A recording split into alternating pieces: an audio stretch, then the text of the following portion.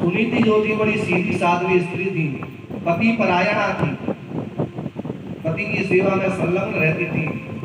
लेकिन सुरुचि नाम की जो उनकी पत्नी थी ये दिव्य सुंदरी थी और सुनीति सुंदर विचार वाली थी। उनके विचार बड़े सुंदर थे और उसका स्वरूप ज्यादा सुंदर। अपनी छोटी पत्नी सुरुचि से ज्यादा प्रेम करते थे और सुनीति के तो ध्रुव जी महाराज का अवतरण हुआ। भगवान के प्रिय भक्त, सबसे प्रिय भक्त ध्रुव जी महाराज हुए और सुरुचि के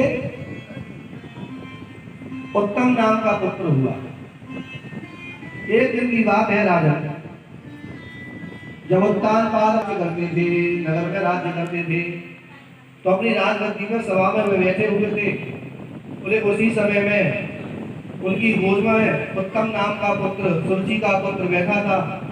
वहां ध्रुव जी महाराज आए, उनके मन में एक जिज्ञासा आई, बोले पिताजी की गोद में बैठना चाहिए, तो पिताजी गोद में बैठने लग गए। तो ध्रुव जी महाराज जैसे पिता की गोद में बैठे तो उनकी जो सौतेली माँ थी, क्या नाम बताया? सुरुचि। बोले ऐसी जो सुरुचि मैया थी, दूसरी माँ ने उनके ध्रुव जी महाराज को उत्तानपाद की गोद से हटा दिया। अब ये कौन है? उत्तानपाद का अर्थ होता है उत्तान। उत्तान माने ऊपर और पाद माने पैर। बोले जिसके ऊपर की ओर पैर हो, हम सब उत्तानपाद हैं, हम सभी उत्तानपाद हैं और हम सबकी दो पत्नियां हैं। तो कैसे माँ के गर्भ में जब हमारी स्थिति होती है तो कैसी होती है? ऊपर की तरफ पैर होते हैं और नीचे की तरफ सिर होता है। तो हम सब उत्तानपाद हैं। अब ये दो पत्नियां कहां से हो गई? बोले सुरुचि का मतलब होता है अपने अनुरूप, अपने रुचि के अनुसार। हमारा मन अपने अनुरूप या अपनी रुचि के अनुसार जो बातों को मानता है उसका नाम है सुरुचि। और सुनीति क्या है?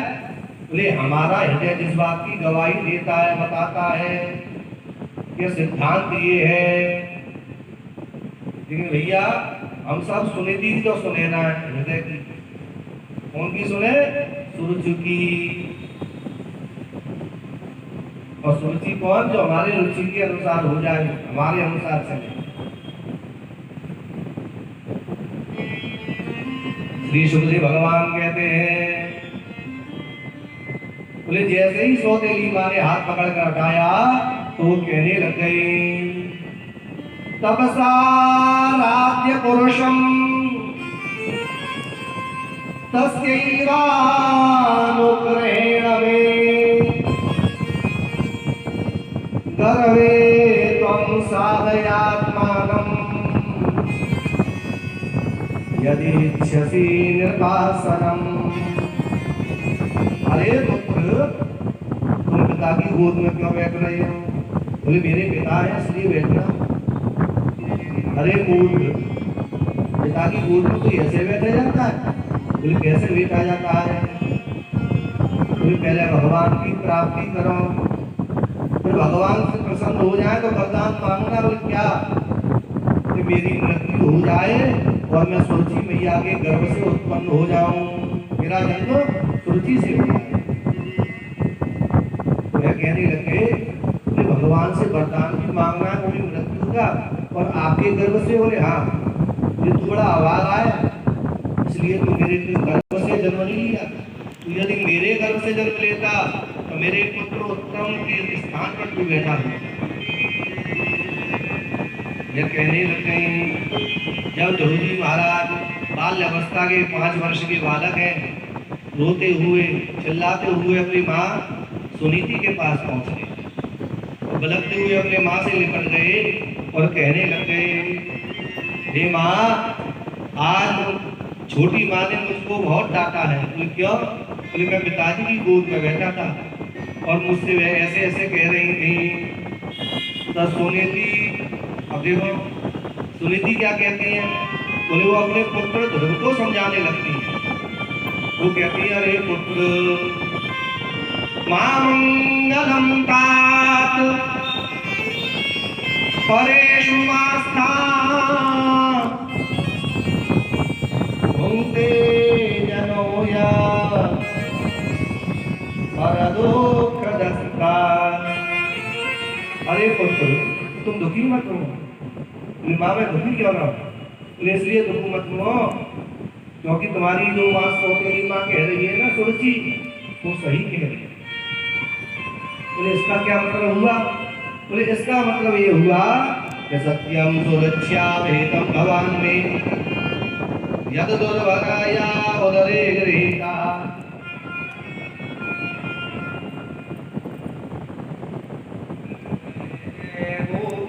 क्या वो कहने लग गए कि तुम्हारी माँ सही कह रही है? तो क्या ये कह रही है कि भगवान की प्राप्ति करो। बोले भगवान की प्राप्ति से क्या होता है? बोले पिता से बढ़कर एक पिता और होते हैं जिनका नाम होता है जगत पिता। बोले पहले जगत पिता की प्राप्ति होती है ना, तब पिता की प्राप्ति होती है। अब देखो कितना सुंदर बताया है। यदि और कोई मैया होती तो हारी कैसे देती, महाभारत चालू हो जाती। अरे कैसे कैसे करता हूँ, लेकिन अपनी माँ अपने पुत्र को, जो वास्तविक माँ होती है, अपने पुत्र को यदि पुत्र भी हो रहा हो तो भी सुपात्र बनाकर ही रहती।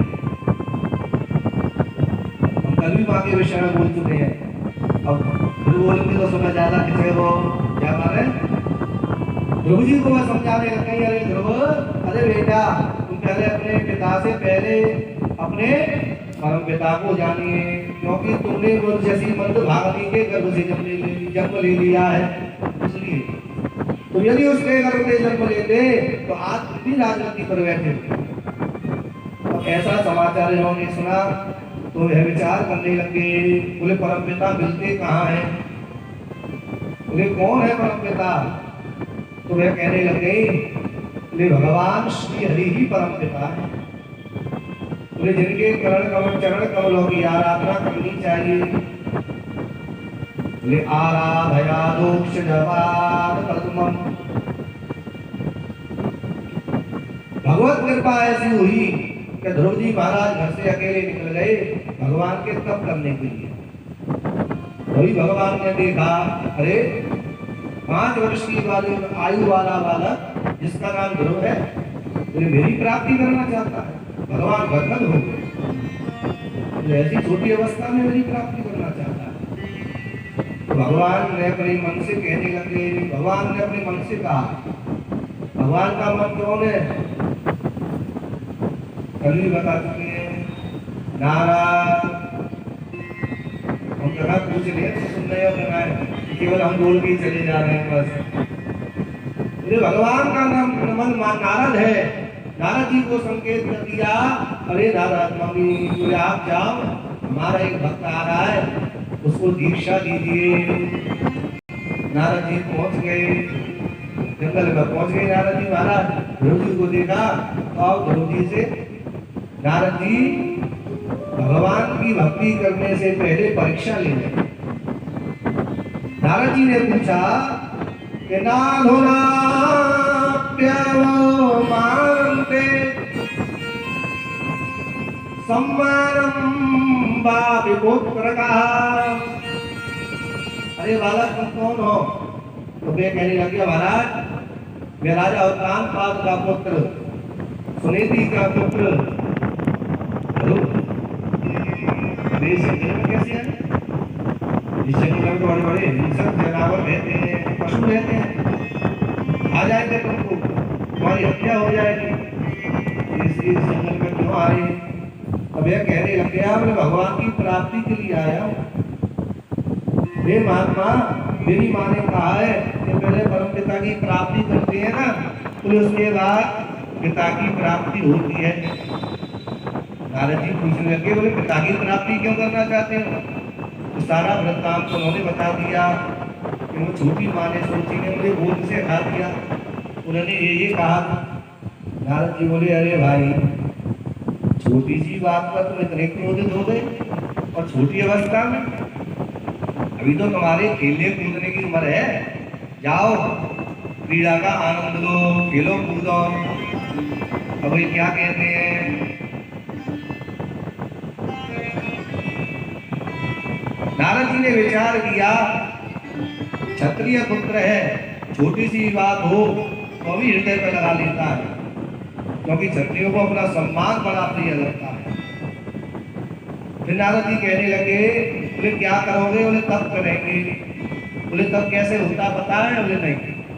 बोले बड़े बड़े महात्मा तप करके चले गए, भगवान की प्राप्ति नहीं हो पाई, तुम कैसे भगवान की प्राप्ति कर लोगे इस कमाई में? बोले जिसके भाग्य में जो लिखा होता है ना वही उसको प्राप्त होता है, इसलिए तुम घर जाओ और माता की सेवा में लो, क्रीड़ा का आनंद लो, खेलने लो, खेलने की उम्र है तुम्हारी। ध्रुव जी महाराज उनके चरणों में पड़ गए। बोले नहीं महाराज, बोले मैं तो भगवत प्राप्ति करके ही रहूंगा। बोले कैसे करोगे भगवत प्राप्ति? बोले मुझको नहीं पता है। नारद जी कह रहे हैं, बोले भगवान की प्राप्ति गुरु ही कराते हैं। बोले गुरु? कल हम संतों के गुरु के गुण बता चुके। गुरु का अर्थ बनता है गुकारो मंत्र रूपस्य रुकारो धर्म तेजसे, संसार सागर से निकालकर भगवत भक्ति की ओर जो अग्रसर कर दे उसका नाम। अब ये ध्रुव जी कहने लगे, महाराज जब इतनी जानकारी आपने दी है तो आपसे बड़ा गुरु कौन होगा? मेरे लिए तो आप ही मेरे गुरु हैं, मैं आपको ही गुरु मानता हूँ। नारद जी बड़े प्रसन्न हुए, बोले भाई हमको गुरु मानेगा तपस्या बड़ी कठिन हो जाएगी, क्योंकि हम परीक्षा बहुत करने लेते हैं, कठिन लेते हैं। बोले आपका जैसा मन हो आप कैसा कीजिए। अब ध्रुव जी महाराज से कहने लगे, नारद जी दीक्षा देने लग गए। हे ध्रुव तप्तादिगच्छ भद्रते यमुनायाः तटं शुचे पुण्यं मधुवनं यत्र सानिध्यं नित्यदा हरिः। किसकी प्राप्ति करना चाहते हो? बोले माँ ने बताया ना जगत गुरु श्री हरि है, जगत पिता श्री हरि है, मैं भगवान श्री हरि की प्राप्ति करना चाहता हूँ।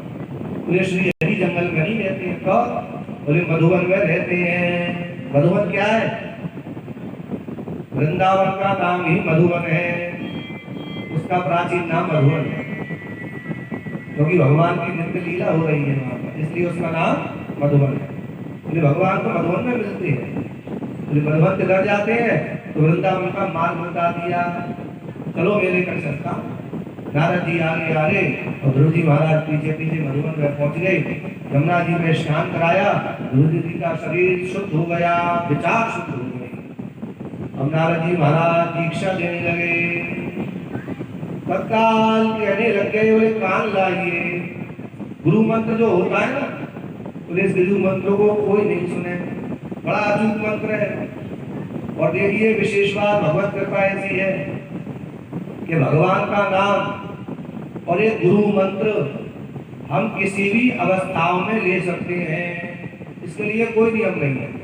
चाहे नहा कर लीजिए, चाहे बिना नहाए लो, खाए के लो, बिना खाए करो, भगवान का नाम और गुरु मंत्र किसी भी अवस्था में हम कर सकते हैं। कोई सी भी ऐसी अवस्था हो उसमें निषेध नहीं माना गया है।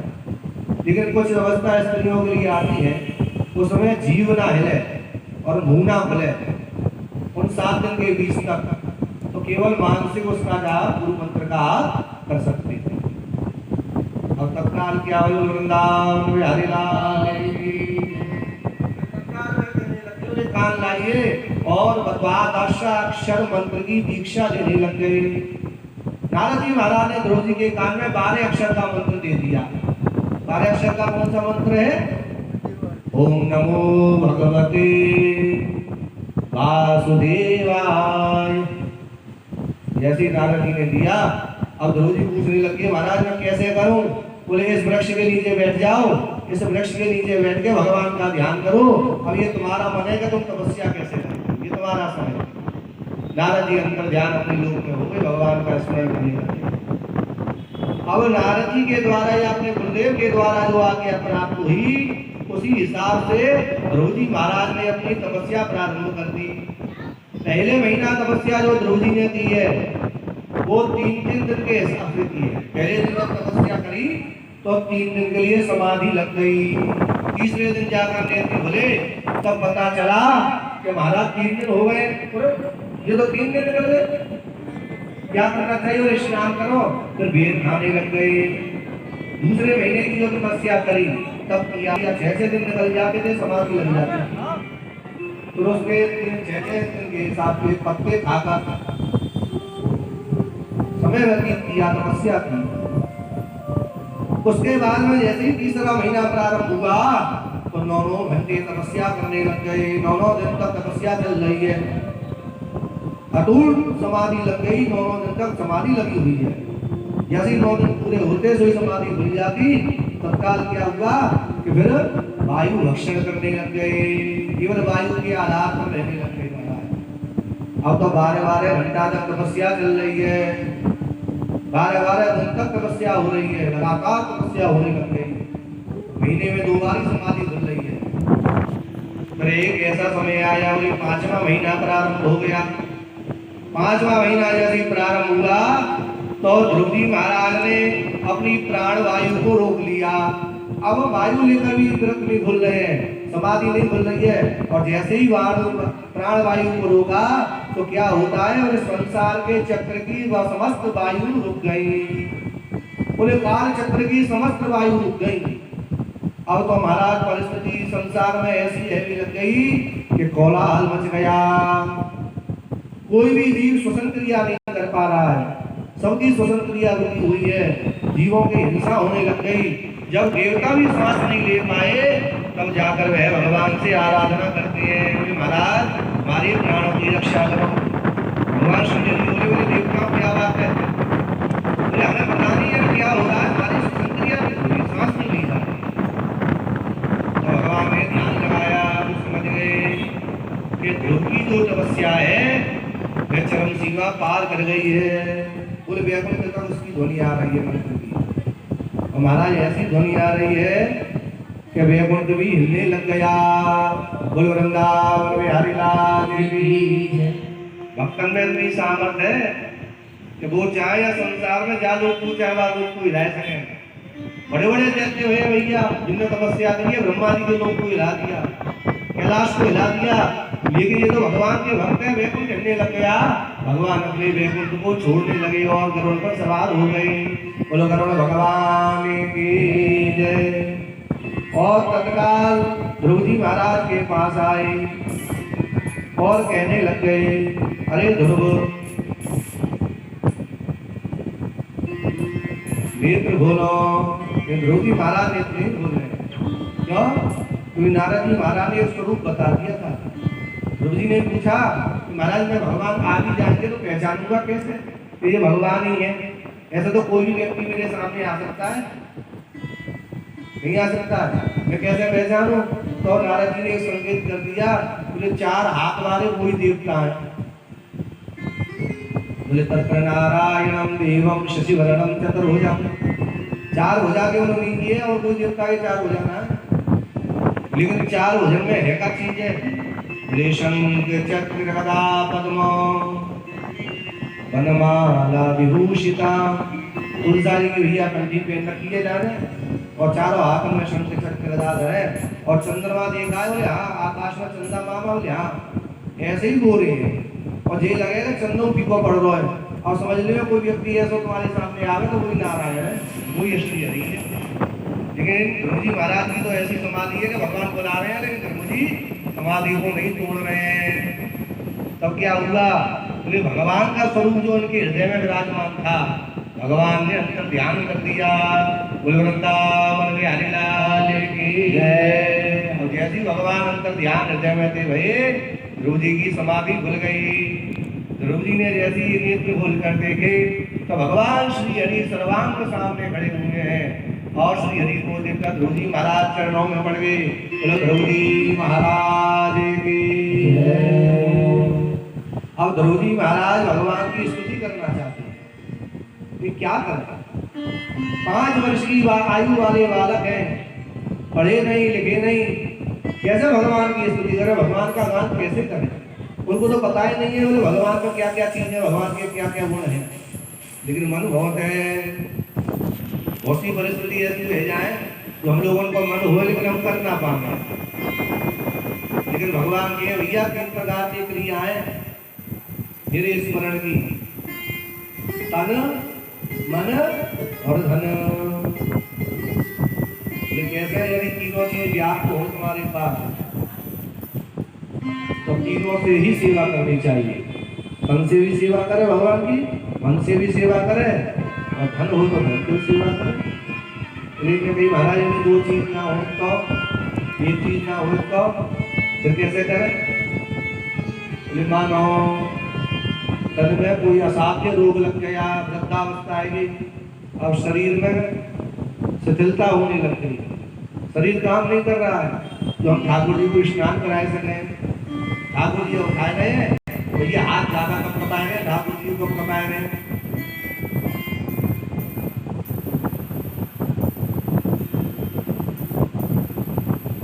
बोले तो भगवान की सेवा मन और धन से करनी चाहिए, फिर माला की आवश्यकता ना है। आप जब हाथ जब कमा रहे हो तो माला ले हुए तो एक की जगह 4-5 मूर्ति आगे पीछे है जानते हो तो क्यों तो माला 5 लड़कों को है, क्यों तो माला समझा करना है पाप हाथ कब कमा रहे, तो फिर क्या करें? ये धन से और मन से सेवा करें। बोले महाराज धन ना हो तो, बोले अंततः आता है मन। भगवान ना तो धन से प्रसन्न हो में और ना तन से प्रसन्न हो में, भगवान होते हैं मन से प्रसन्न। मन धन सा तेरा कहते हैं ना कि तन मन धन सब तेरा, तेरा तुझको अर्पण क्या लागे मेरा। महाराज आप नहीं तो रहे हो और सब आपको ही अर्पण है। जाके बात तीनों ही अर्पण करनी चाहिए। जाके बात 2 चीजें आपको कोई चीज अर्पण करनी चाहिए और एक चीज हो तो एक ही कर्म मन पे। अब ध्रुव जी महाराज ये कहेंगे कि मैं भगवान की स्तुति करवा चाहूँ, लेकिन मेरे मन में स्तुति करने के लिए मन तो है, विज्ञान नहीं। स्तुति भगवान की करे कैसे? भगवान ने उनकी मन की बात जान ली और भगवान श्री हरि बड़े प्रसन्न हुए। बोले ध्रुव क्या चाहते हो? ध्रुव भगवान के चरणों में पड़ गए। भगवान ने अपने शंख को उठाया, तत्काल उनके कपाल पर रख दिया और जैसे ही कपाल में रखा और तो ध्रुव जी महाराज को वेद वेदांत का ज्ञान हो गया। वृंदावन बिहारी लाल की जय। और वे स्तुति करने लग गए। योऽन्तः प्रवेश्य मम वाचमिमां प्रसुप्ताम् सञ्जीवयत्यखिलशक्तिधरः स्वधाम्ना अन्याश्च हस्तचरणश्रवत्वगानि प्राणान् नमो भगवते पुरुषाय तुभ्यम्। जब वेद वेदांत का ज्ञान हुआ तो ध्रुव जी महाराज ने स्तुति बड़ी सुंदर करी है। क्या मतलब हुआ? बोले ऐसे महापुरुष के चरण विंदन में हम स्मरण करें जो श्री हरि भक्तों को भवसागर से पार लगा देते हैं। वृंदावन बिहारी लाल की जय। जिन्होंने मुझे अनपढ़ को, शिक्षाहीन को वेद वेदांत का ज्ञान दे दिया, बोले ऐसे भगवान की हम स्तुति करें। कल्पांत एतदखिलं यततेन गण्यं शेते पुमान् स्वत्रगन्त सखास्तरंगे। बोले जो जीव गर्भ में आवे और गर्भ में आए हुए उस मलमूत्र के कीड़े पर भी कृपा कर देते हो, बोले ऐसे भगवान की हम स्तुति करें। भगवान बड़े प्रसन्न हुए और कहने लगे परम द्रोही, अरे ध्रुव वरदान मांगो। अब ध्रुव जी बोले महाराज वरदान क्यों मांगे? बोले इसलिए तो तपस्या की है। ध्रुव जी तो भूल गए किस लिए आए थे? पिता की गोद में बैठने के लिए, जिससे परम पिता प्राप्त हो जाए, परम पिताजी की गोद में जाकर बैठ जाए। महाराज मैं वरदान नहीं मांगूंगा। क्यों? मैं वरदान मांगूंगा तो मैं आपसे भिन्न हो जाऊंगा। भगवान प्रसन्न हो गए और कहने लगे, बोले जिस आशा से तुमने ये तपस्या की है यह आशा आपकी सफल हो जाए। जाओ अपने राज्य जाओ और 36,000 वर्ष तक तुम वहां पर राज्य करोगे। हे ध्रुव, जब 36,000 वर्ष पूर्ण हो जाएंगे तो उसके बाद में तुम मेरे धाम में आओगे और तुम्हारे लिए मैं अलग से एक ध्रुव नाम का लोक स्थापित कर दूंगा। बोलिए वृंदावन बिहारी लाल की जय। और भगवान श्री हरि के धाम में चले गए। ध्रुव जी को मन में ग्लानि उत्पन्न हो गई, अरे ये मैंने क्या कह दिया, क्या मांग लिया। उनको तो भगवान को ही भगवान से मांग लेना था, मैंने तो भगवान से अवस्तुएं मांगी, नष्ट होने वाली थी। जिन वस्तुओं को छोड़कर मैं आया था उन्हीं वस्तुओं को मैं भगवान से मांगने लग गया। मैं तो महामूर्ख हूँ। ऐसा मन में दुख प्राप्त करते हुए ध्रुव जी महाराज अपने राज्य में चले गए। और जैसे ही राज्य में पहुंचे तो उनके स्वागत के लिए देखिए कौन खड़ा है। जिस माँ ने गोद में से हटाया था, बोले ऐसी जो माँ है, क्या नाम बताया उनका? सुरुचि, सौतेली माँ। ऐसी सौतेली माँ ध्रुव जी महाराज के स्वागत में खड़ी हुई है। यस्या प्रसन्नो भगवान गुणैर्मैत्र्यादिर्हरिः तस्मै नमन्ति भूतानि निर्नमापय स्वयं। ऐसी जो माँ है वो द्वार पर खड़ी हुई है। ध्रुव जी महाराज आ रहे हैं। अच्छा, नारद जी ने पहले संकेत कर दिया था उत्तानपाद को कि तुम्हारा पुत्र तो परम भक्त हो गया भगवान का और वह 36,000 वर्ष तक वरदान प्राप्त करके इस लोक में राज्य करेगा। उत्तानपाद भी बड़ा प्रसन्न हुआ। सुरुचि पहुंची, पुत्र का स्मरण करने लग गई और अपने पुत्र को घर महल में लेकर आई। बड़े आदर से उनका सत्कार किया और ध्रुव जी महाराज ने 36,000 वर्ष तक वहां पर राज्य किया। एक दिन उनका जो भाई सुरुचि का पुत्र उत्तम था, यक्षों से युद्ध हो गया और उस युद्ध में मारा गया। ध्रुव जी को बड़ा आक्रोश हुआ, हमारे भाई को मार दिया। तो ध्रुव जी महाराज उत्तम के स्थान पर युद्ध करने यक्षों के पास गए और उन्होंने कुबेर को घेर लिया। जो यक्षों के राजा हैं, यक्षराज कुबेर, उनसे युद्ध हुआ और सारे देवता, सभी देवता परास्त होने लग गए। ध्रुव जी से परास्त होने लग गए। तब जाकर मनु जी महाराज वहां पर प्रकट हुए और मनु जी अपने पौत्र नाती से कहने लग गए, अरे ध्रुव, मृत्योर्मूर्धनीं पदं दत्त्वा नायं मार्गो हि साधूनां ऋषिकेशानुवर्तने। अरे साधु, तुमने भगवान की प्राप्ति कर ली है, तुम हत्या मूल क्यों ले रहे हो? बोले साधुओं के लक्षण ये थोड़े हैं। जिसको भगवत पद की प्राप्ति हो जाती है, बोले ऐसा जीव तो भगवान का भजन करता है। अब तो ये संघात समाप्त करो, युद्ध को विराम दो और अपने राज्य को चलाओ। मनु जी महाराज अपने बाबा की आज्ञा से ध्रुव जी महाराज अपने राज्य में आ गए और 36,000 वर्ष तक उन्होंने वहां पर दिव्य राज्य किया। एक छत्र राज्य हुआ। बोले एक समय की बात है, 36,000